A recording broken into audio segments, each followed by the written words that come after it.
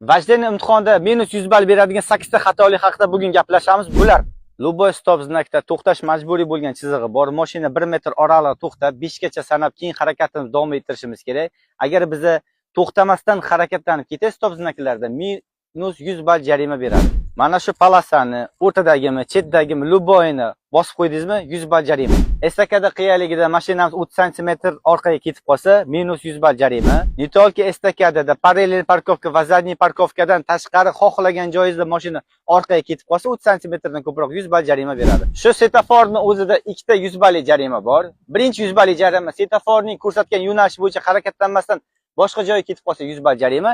Ikkinchi 100 ballik jarimamiz esa svetoforning qizil, sariq va yashil miltillov chirog'ida harakatlanib ketsa 100 ball jarima.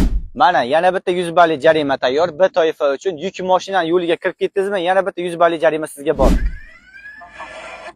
Mana shu zulkimiz kelgandan keyin biza to'xtatib avarinka yoqishimiz shart. 5 gacha sanab, avarinkani o'chirib keyin yurishimiz shart.